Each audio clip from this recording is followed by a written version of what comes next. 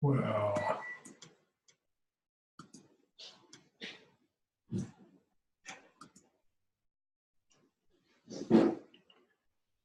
good evening. We're gonna start. I'm starting the recording just to make sure we get it done. We'll probably flip forward 5 minutes and not miss anything. I've got that one dizzy picture here. As soon as Jenny's in, maybe we'll see how my volume is tonight. Oh, there's someone inching over there. Brisbane, come on and join us a little bit more.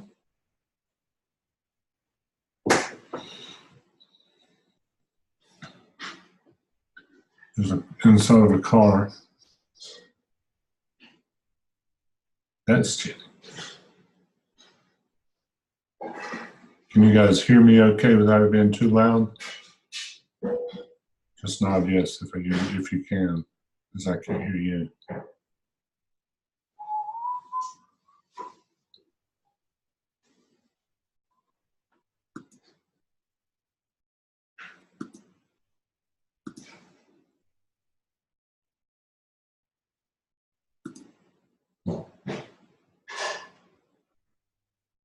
I guess everyone's had as an exciting a weekend as I have, since most of the state of North Carolina, a good chunk of South Carolina were a mess.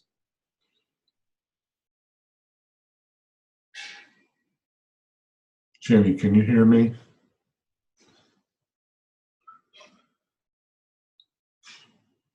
No.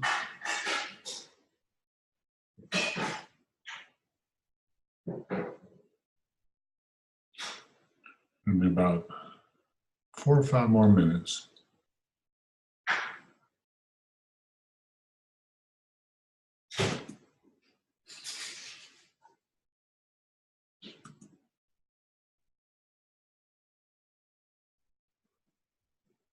Hey, Candace, how are you this evening? Can you hear me all right? Yeah. Is there much, is there a lot of reverb or anything? Mm-mm.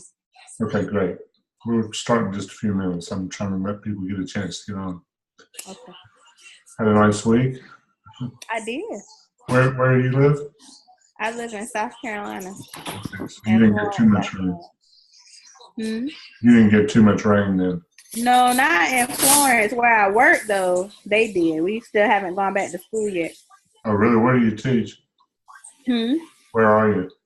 They live in Darlington. Oh, okay. Really? I drove to, where was I today? York. It was dry all the way, including the river. I was very surprised. Okay.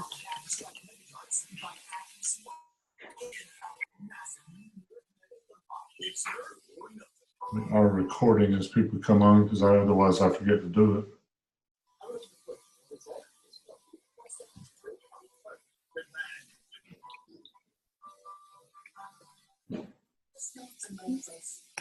Wait a minute, Darlington's on Highway 9? No, it's off of Highway 52. Okay. It's where the racetrack is, right? Yeah, where the racetrack is. Yeah, okay. Mm-hmm.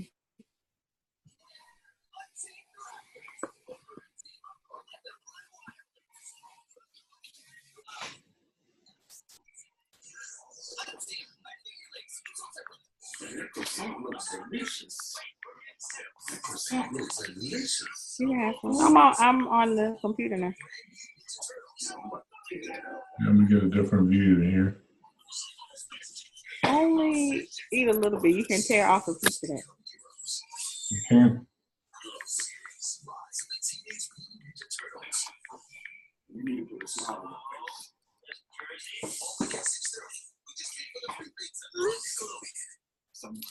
Yeah, that's what I'm looking for.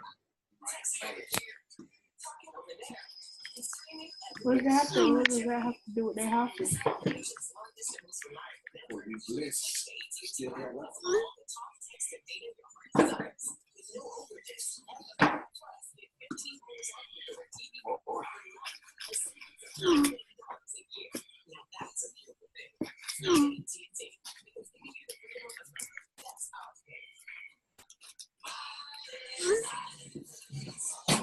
Good evening.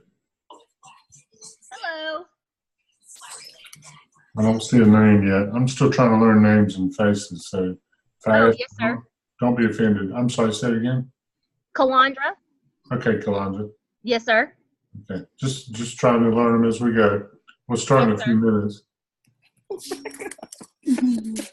think everybody's flooded out. Yeah, it hit pretty hard for some areas. Where do you live? I'm in Florence. So we went back today was our first day back. Yeah. Charlotte Mack went back today too, but they weren't out because of rain. It was more they were evacuation sites in 4 or 5 high schools. So Right.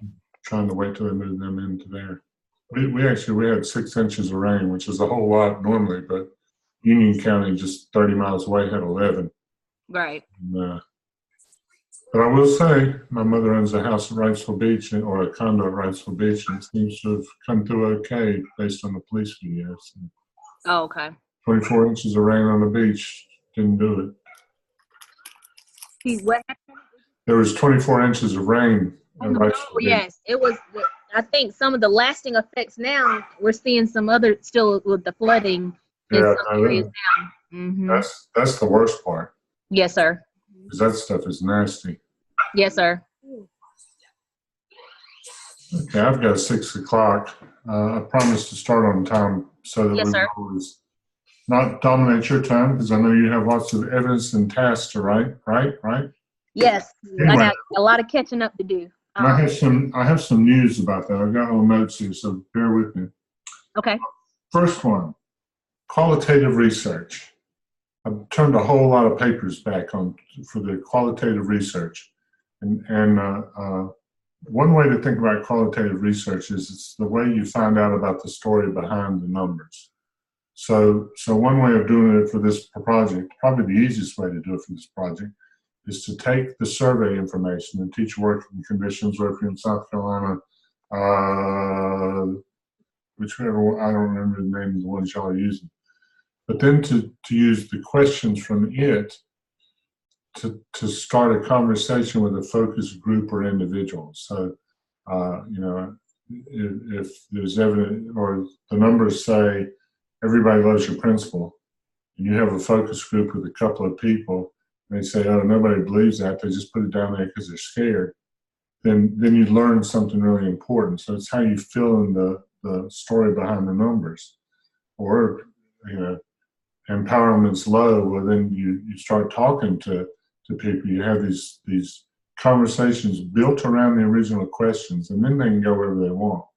But too many of the qualitative papers, people have just written in and said, well, I talked to my class, and I talked to a few of my friends and about empowerment, and there's nothing specific, nothing designed to find something out. So if you guys haven't gotten too far into it, that's one thing you want to think about there. Any questions about that at all? Okay. The other thing I had today, turn it in. Turn it in on for the when you have all 4 of the caps done, was broken. Several people had them rejected. That has been repaired. So if you're finished with your cap 1, 2, 3, 4, and you're ready to go for it, and turn it in, it's in the core shell. So drop her in and let's see how we do, and we'll move on because it's a speed run now. Okay, then there's a piece from Dr. Lamb in today's, if I can get it up here, that he's added to our notes today.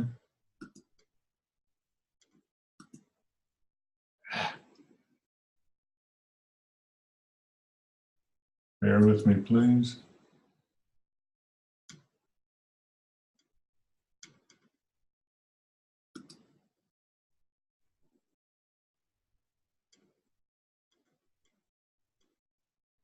We're in week 4.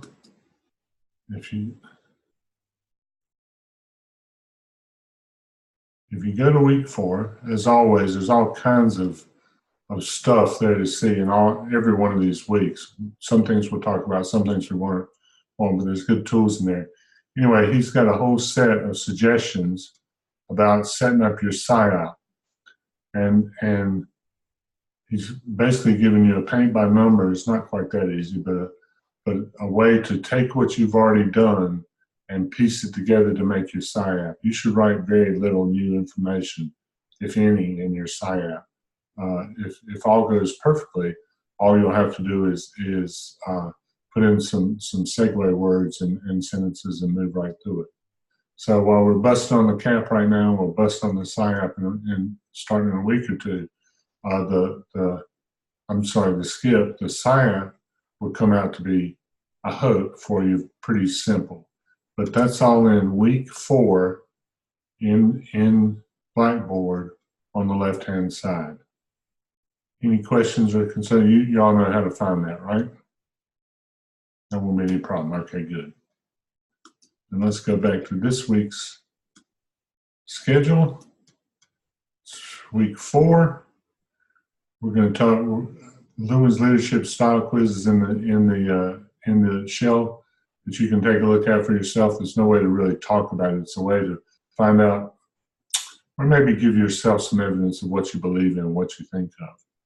But we're going to talk a little bit here about what makes a great principal, according to a former teacher of the year. Okay? This is the reading for the week. The discussion questions are coming up. Remember, you only need to answer one of the 2. And it's time to be finished with CAP. I hope that doesn't make you crazy, but it's time. So let's get it in and move on and stick with our timeline. Okay? Okay. Are we still able to get full credit though? Yeah, for me? Yes, for sir. Me, yes, absolutely. Okay. You get full credit up to the day that they're all due in task stream. Okay. Yeah. The timeline is for you, not for me. Okay. Okay.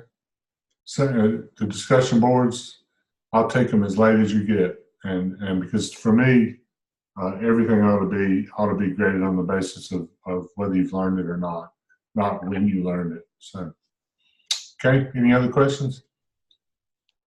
Okay. Let's get that one out of the way.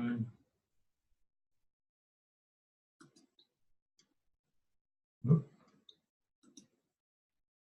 Already clicked record. I'm so proud of myself.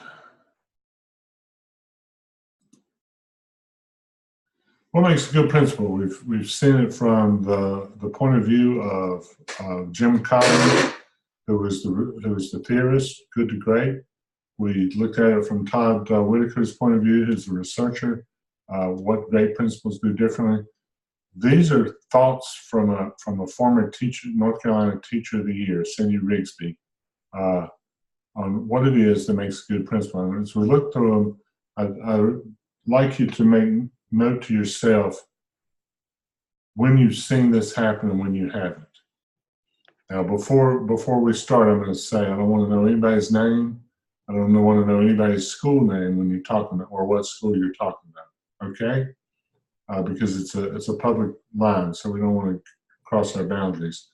But I am interested in principals you've had who did some of these things, some of them who didn't, and how you consider them as the best or not compared to her. First thing this Teacher of the Year said is when you walk in a great principal's school, you can tell the school is a family. She said there's an air of connectedness, there's a community of caring, the principal is always accessible by teachers, the kids feel at home like they belong there. You can tell there's teamwork, the way people talk to each other and the way they work together in the hallways. There's frequent celebrations at the school. And one quote that stuck with her from a teacher at the school is, if I need him right now, I can talk to him right now. Anybody know anyone like that? I do. Well, I'll say this. I know of several components where I've been under different leaderships and they had several different characteristics. Like, may not have had all of that, but I could pull something from each of them that I've been under, and I've seen that within the school building. Okay, excellent. Because this is odd. I mean, nowadays, I know after I retired, I was talking to an ongoing principal, and she said that they were here in Charlotte drawing up ways to cut your day up so you wouldn't be bothered by parents. And I always thought, well, I thought parents are our business. I'm supposed to be bothered by them, but Right. evidently other people don't agree. Okay, number 2, teachers are treated as professionals. They're instructional leaders, but they're not micromanagers. They're not in your face telling you exactly how to do this every single minute. Everybody's supposed to be on the same page at the same time, saying the same words, who teach the same thing. Teachers instead are given respect and flexibility. One quote was, he or she's never forgotten where he or she came from, and he or she lets me teach. Now, I will admit, I use this one as my end, because I told you before I was in student services, so I didn't teach class. So they'd all tell me how I didn't teach. I never taught school. And I'd always just come back, but that makes me willing to be flexible in the way you teach school, so don't be upset. Which eventually worked pretty well. Anybody else got a teacher like a principal like this, or worked with, or heard of? So you got someone, Ken, you got someone that you think pretty highly of, right? Well, and what I'm thinking about too is it's kind of like a balance, because I've been under 3 different leaderships, and like I said, I've been under a micromanager, but I feel like I was under someone different, and I could appreciate why he or she did the micromanaging, because sometimes adults don't get stuff done, like they don't adult. So I can kind of, right. So I could kind of understand where she was coming from with that. But I've also been where the person was not a micromanager, flexibility, but I noticed that test scores weren't where they need to be as well. So I'm saying yes, but I have 3 that I'm kind of going from, or 3 examples that I'm going from, but I see some qualities of each of them where they still let me teach. They gave me the flexibility, and I like the comment, didn't forget where they came from. I think that's big with me, because even as a coach right now, like, even though my plate is full, I tell the teachers all the time, I get where you're coming from. I was like, I'm in grad school right now. I have stuff, coursework that I have to do, but then I have my obligations and things that I have to do with my school, and my plate got loaded up heavily this year, but I don't get the pay to come with it. Like, there's not an instructional coach, but I have a platform, like I'm a STEM coach, so I have to get that plus. Yeah. But I try and I sympathize with them, but I still let them know, okay, if there's anything that I can do to help your job, then let me know. So I think that sticks out with me, that I'm not gonna forget where I came from, because I know the demands placed on teachers. You'll be interested when we do theory of motivation later in the semester about the role that money plays in people's motivation. Okay, let's see what this next one says.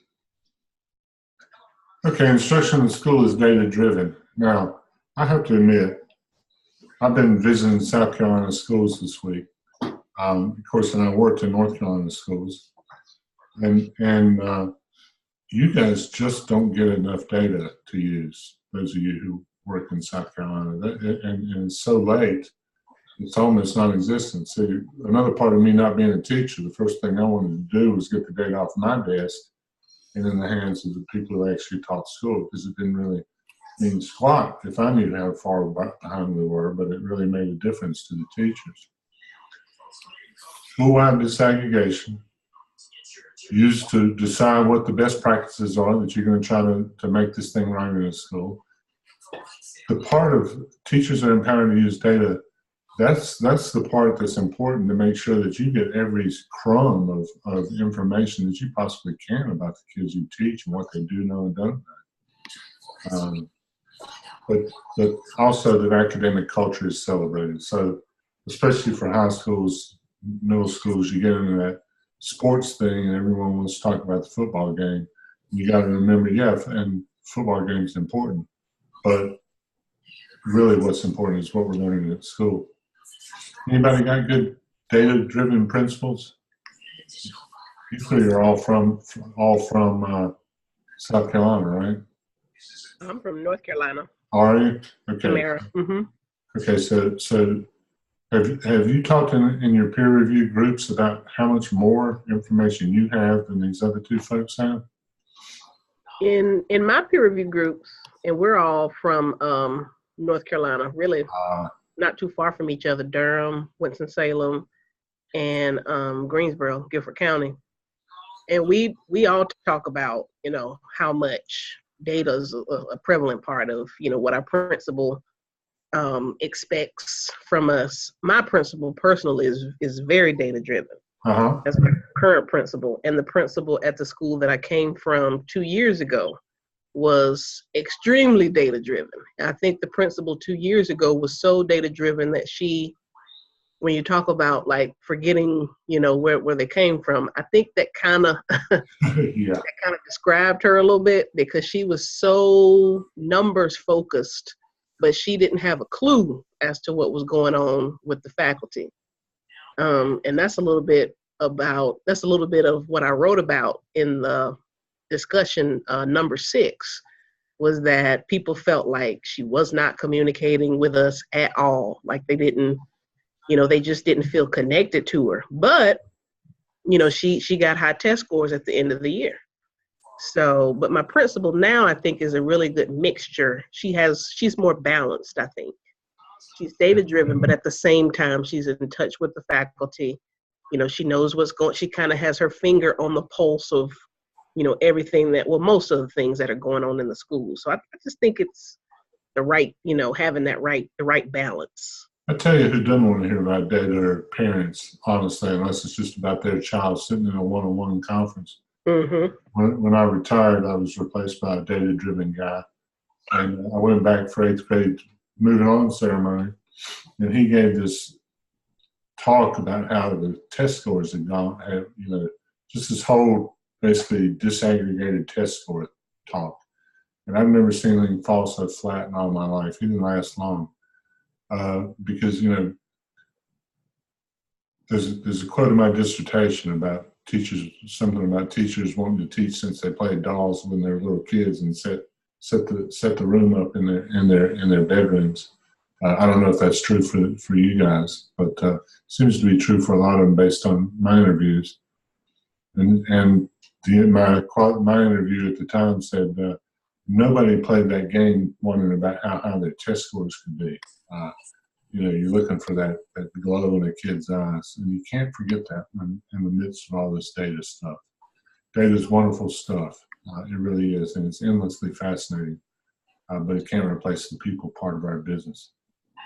That's my speech for the night. These principles are student-centered. They know their students' names, their strengths and weaknesses, their families, their dreams. When you go into the school, you see them out in the hall with their arm around a kid, talking to them about what happened last night or earlier in the day or whatever. He or she's not hiding in their office. It's not all about how the kids feel about you, but if you're student-centered, they'll know it, and they will care about you as well as you care about them. Anybody got a good student-centered principal that you could describe what he or she does?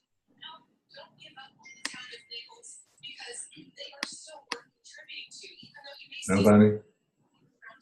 We failed miserably in student-centered. Very. That's a shame.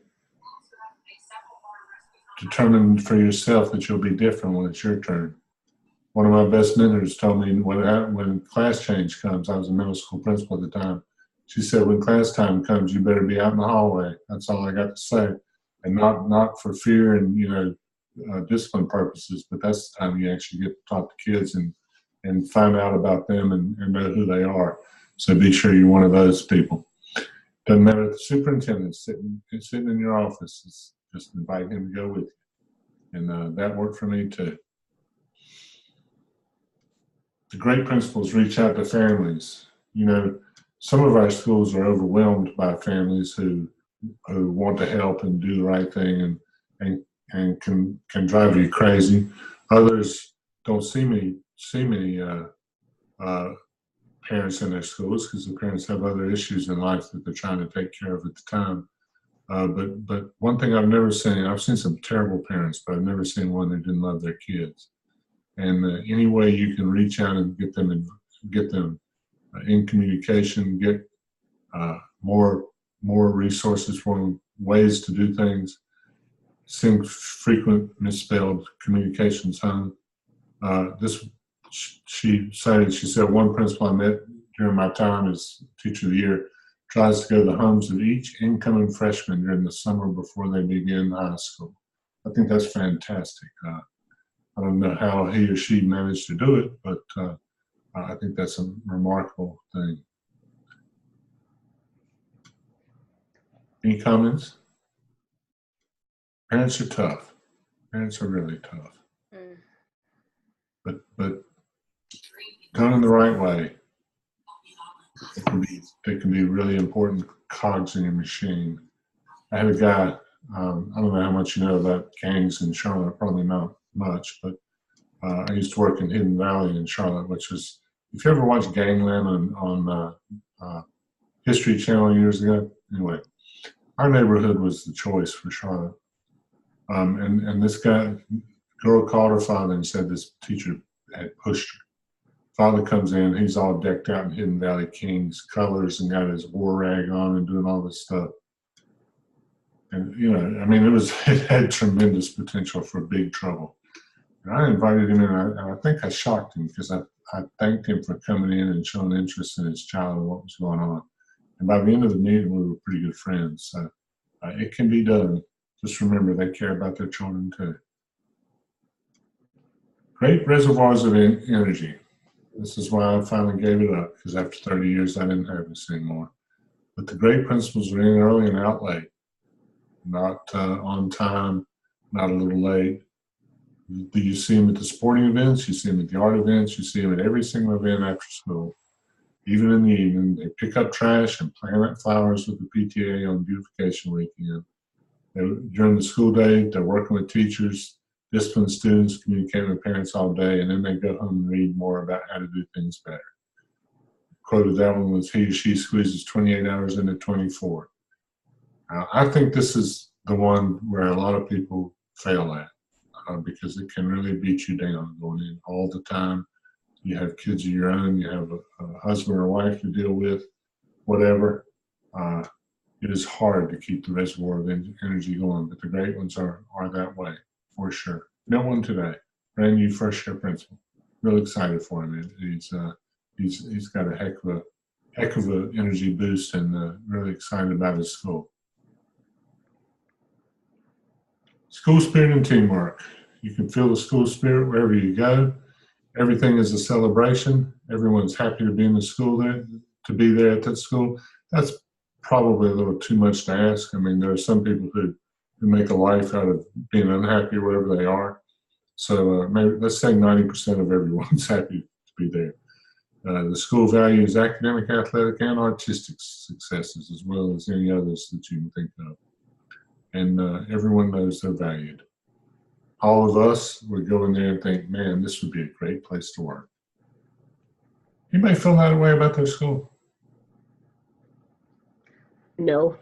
No? I feel that way about my son's school.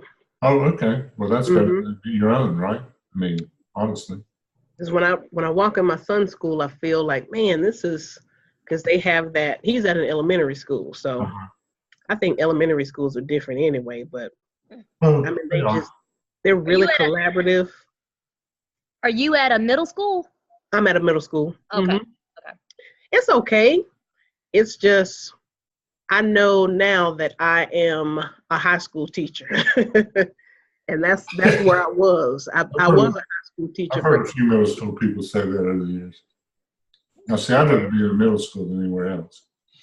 So I teach Spanish at a middle school, so it's really different from like the core classes. I have 12 classes. We have A day, B day. I have 253 students, and I have 5 different preps. So, yeah. That sounds like you ought to be busy. So why did you decide to do this certificate in the middle of all that? Are you out of your mind? Well, I mean, I knew I wasn't going to be there long. I knew I was in transition from the high school that I came from. Uh-huh. So I figured, and I did middle school before, like 10 years ago. And this middle school experience is very different from my first one. So that's why I sort of elected to kind of take it on. Yeah. But yeah, I'm ready to get out now. How long you been there? A year. This is going into my 2nd year, and I honestly thought I'd be doing something else at the onset of this year, Okay. but just didn't work out that way. But it won't be long. We keep plugging in. Certification doesn't hurt. Yeah. Give some options. Anybody else think this school is a great place to just a great place to be, great place to work? I personally like where I work. I think what's going on now, there's been several different changes of leadership. So they had, and this was before my time, but I know how she was. They had where there was a person that was a micromanager. She was very like to the point, but they rose to the occasion because she was data driven, and then the results showed. So they had like a certain air about them, like, hey, you know, we did this and we worked hard for it and we got it. The results came through. Well, the demographics have started to change, and we can, I think, with the change in leadership, we can no longer do what we used to do in days past. So like whole group teaching is not going to work for the students that we serve. Right. And there was a leadership in place before, after the other one, that kind of let people do how they wanted to do, and it was relaxed, but it got so relaxed that's what the scores started to plummet. And so now I feel like we have a balance of someone who's like expecting you to do your job and not necessarily going to sugarcoat it for you, but is going to say, listen, I'm here with you. Whatever you need me to do, I'll do it. I'll open up the building. I'm there in the trenches with you. But I need you to do your job. We want to show some focus on the data, but it's going to be a school environment where kids are happy to come and teachers are happy to come too. And I feel, like I said, I feel like we have a great balance of that now. Really? So that's why I was shaking my head, because we've gone through several different leadership roles to where I could identify in some components, each one I could put their name beside some of those components before. But I'm happy with what we have now. And I feel I go to school feeling refreshed and respected, because I know that she appreciates my work, the work that I bring to the table. But she also appreciates each and every individual that comes through that door, students included. Good to hear. That's what schools ought to be. Absolutely. Good to hear. But this is my 11th year, so it took some time to get, You're right at the height of your teaching powers, at the 11th year. Right. Between 3 and 15 is when teachers peak, and then for you guys have been doing it more than 15 years, you probably leveled off at best, and towards the end it gets worse. Great leaders develop more leaders. Try to make sure that teachers are equipped to be leaders in your classrooms, that opportunities for professional development are there and strongly encouraged, that you have the stuff that you need to teach. They also value student leadership and actually curry favor with students to lead in new ways at school, something beyond just academics. And they're also important mentors to APs and facilitators. I always thought a really important part of my job was to prepare my APs to be principals, because that was one of the reasons they were chosen to be APs. Charlie Meck for years had a had a no career AP idea. You know, if you were an AP for 6, 7, 8, 9, 10 years, they were likely to move you back to a classroom if you hadn't gotten a principalship, because the superintendent at the time felt like you weren't driven enough to be a principal. I tend to disagree with him, but at the same time, it had some points. Anybody got a principal that really builds her or his admin team into someone special? See future principals coming up? Nobody?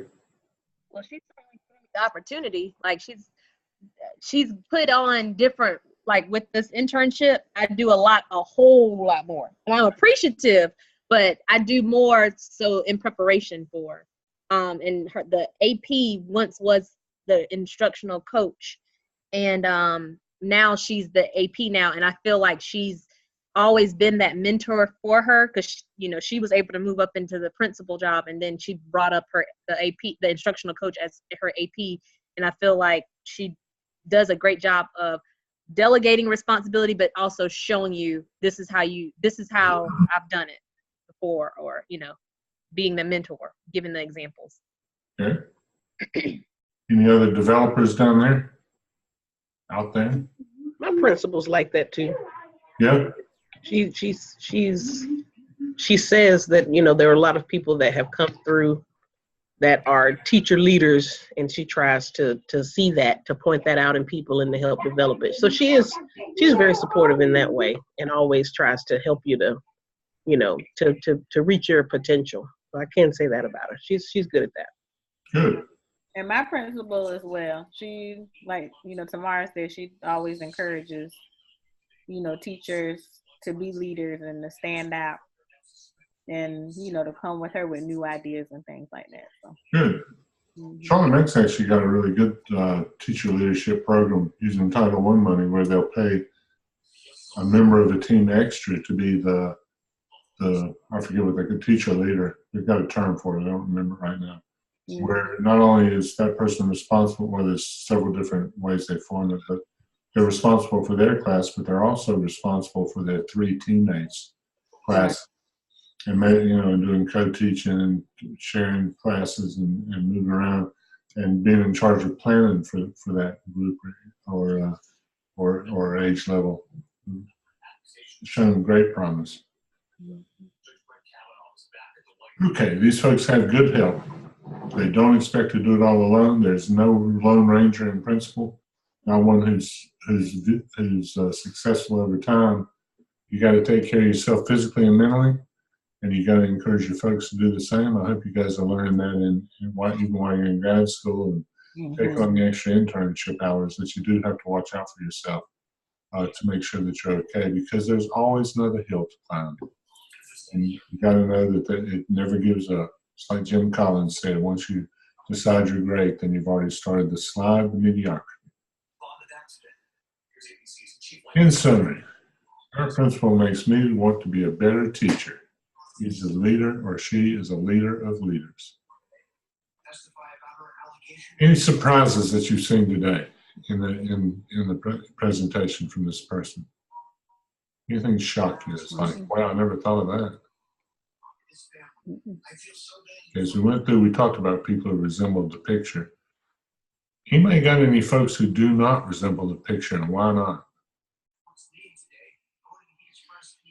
Tell me about a really horrible principal. Well, I'll just say, You had one. Okay, so I have mixed reviews, because what I don't like is, I don't like for someone to put scores up, like to meet in a faculty meeting and put my name by scores and say that, okay, well, your kids did this on the test, or your kids did this on a test, and then everybody's scores are up there for the world to see. And the way that that principal had explained it was, well, this is how I have to feel when I go into the district meetings and they put our school up there and everybody else is above our school, but our demographics were not the same. Our issues were like, we had, I'm not trying to, sugarcoat anything, but it was like, No, you don't see that. You don't see those other principals applying for a transfer to your school, do you? right, Because they know what the demographics are right, too. right. So it was kind of like, I think where the rubber hit the road was people were wanting the principal to appreciate the fact that you have people that are here just as early as you are, closing it down, walking out the building at 8 o'clock with you at night. And it was kind of like, it was never enough. So it was like, you're already giving yourself 120%. And then it's like, well, I need you to go even harder. And it's like, okay, but do you appreciate? And I think what that principal slowly realized, a lot of people walked out, like over 20 something people walked out in 1 year. Wow. And then you got where people, you're trying to fill those spaces, and you're resulting in teachers maybe from other countries, and sometimes there's that language barrier where kids can't understand and different things like that. And so I think now that particular principal is realizing, okay, what could I have done? Because I hear about, I check back in on people, and I hear about, oh, well, we're doing this to build morale, or and one thing is my pet peeve, if it's one person on the staff that's doing something, pull that one person in instead of making the whole staff feel bad about it in a faculty meeting. I never appreciated that. Like, because it's always like, then you're wondering, well, dog, did I not do this? Or did I not turn something in? Did I not, and you're second guessing yourself when you probably did everything you were supposed to do, but it's maybe that one repeat offender or whatever. I don't know. But it just felt, it was rough feeling that just unappreciated, and but there were other things that principal did. And I was like, now being in a more leadership role, I'm like, ooh, okay, maybe I can understand why she put such harsh demands on, this or whatever. So it was kind of like a catch-22, but I just think that if that particular principal had just kind of done more just to show, like, hey, staff, I saw that this year was a tough year for us. Yeah, we got a hard job. Sir? Yeah, we got a hard job, and I appreciate you being here. Right. I think that would have gone a long ways, because it was never a time where it's like, oh, thank you. Like, it was more like, okay, y'all need to work harder. Like, this school, it was always compared to another school. This school's doing this. Why can't we get there? We need to get there. And it was like, but we're not that school. So.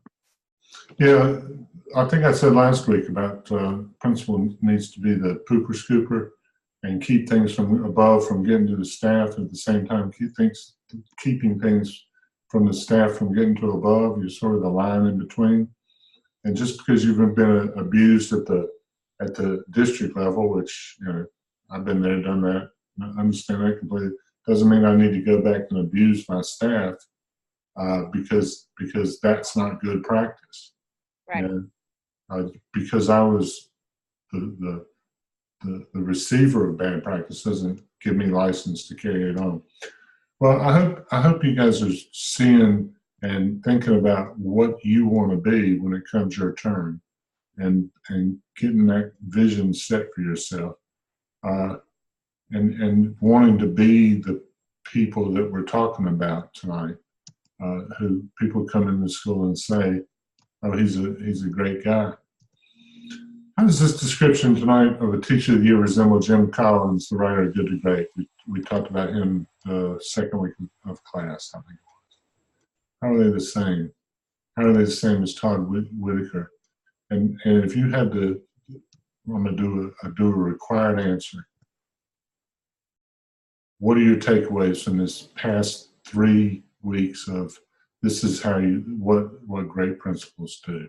What do you think you need to do personally? Just pick one thing. There's a million, but just pick one. Who wants to go? I'll go. Okay.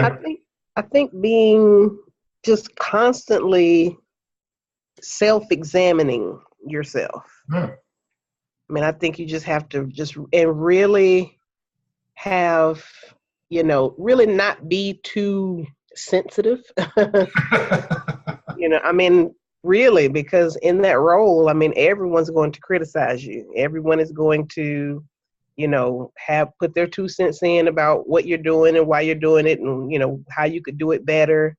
So, I mean, I think it would behoove us to really kind of develop that thick skin, and to also, be self-reflective, and to always think about how we could do things differently, or think of ways that we could, constantly be better. Because I mean, that's the job. I mean, I guess is to always improve upon yourself. Yep. So that's what I'm thinking about, and I try to now, when I think of other administrators that I've had in the past, as a teacher, you always look at it from a teacher perspective. But now I'm like, okay, well, I guess I need to start, just like Dr. Lamb said, we need to start thinking in principal mode now. So it's like, oh, okay. And in working with my principal, like I kind of understand, like Calandra said, now I can kind of see why they do some things the way that they do. I'm like, oh, so that's why, she did that, or that's why I mean, it makes sense. Yeah, you So, guys, I mean, you guys are training to go to the dark side, and once you go, you're one of them. yeah, You can't be one of us no more. that's true. The one thing I would say about the thick skin, going back to Todd Whitaker, you want to have thick skin with the people who don't do anything or do things poorly, not the ones who are great. Yeah, so don't find a place in the middle. Always cater to the people that are at the top, and let the people who are at the bottom complain and whine, and hopefully move on. Okay. Okay, anybody else? What next? Not anybody else. I think it's important to build connections and relationships with your stakeholders in your school. Okay, I agree 100%. In fact, I've argued before that schools ought to belong to the neighborhood, not to the principal. Right. And that comes from my background as a counselor. You have to build that rapport before kids come see you and all that. Right. But I can see that we have a new AP and she's struggling. She's coming from only high school. And I just told her, you just have to start a conversation, talk to them at lunch. Like you said, talk to them in the hallway. But they want to know that you're real, or they will not trust you. So. You know what? I found apologizing about something early on in the year made the biggest difference in the world. Absolutely. Just even something that I wish I'd done it this way. I'm sorry, you guys. And it was like, huh? Mm-hmm. Never apologize. I found it to be very, very effective. See what she says. Okay, next. Well, even just what you said a second ago, like I was monitoring kids, and I was looking at one of the kids, and it was the wrong child. And so being the adult, I said, "I'm sorry, baby. I apologize. It was not your fault. It was the other child, and I apologize." And the child looked at me, and Nina was like, "Oh my God, like an adult never apologized to me before." Because when you said that just now, that kind of, I was like, okay. I try and admit, like, if I'm wrong about something, I'll be the first to tell you. I go to I'll say, listen, I've had the relationship with my principal and say, listen, this is what I've said, or this is what I've done. I just want you to know, but I want to be the first to tell you before anybody else tells you. So in the same way with kids, I feel that it's so important to treat them like human beings, like treat them like they're valued. And that so far for me has gone the longest way. And even when I work with my peers, I never, like, my title may be a coach, but I never want them to see it as, okay, I'm critiquing you. So it's more of a teamwork partnership effort, more in the, like, okay, let's do this together. And I'm human and I may make mistakes, and I apologize if I've done something, but hey, admitting wrongs when you've done something wrong, I think that goes a long way. Like how you said, like, quickly, hope that didn't work that STEM night did not work. Let's try something different, or whatever. Yep. Absolutely. Be human. There are no absolute answers in education. You want to think so? It's crazy. Okay. Anybody? No, not anybody else. Next.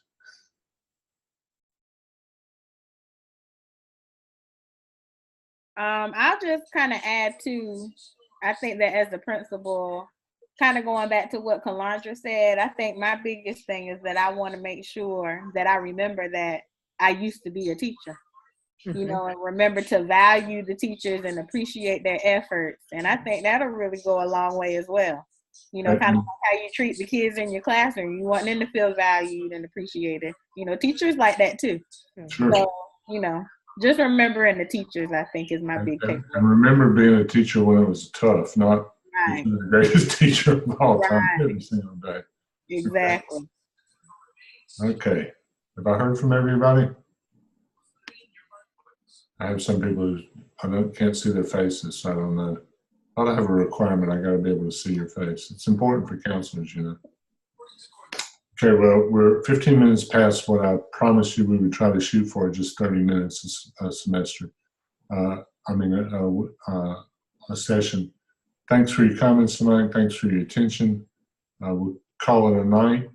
If you have questions about CAPS or SCIPs or SIAPs, holler at them. Remember, there's the Turn It In show is working now for CAP. And there's notes on how to put together your SIAP in tonight's lesson, week 4. Okay? You guys have a great week. I hope everybody gets dried out and we get back to normal life. Have a good one. Thank you. Thank you. You too. Thank you. Thank you.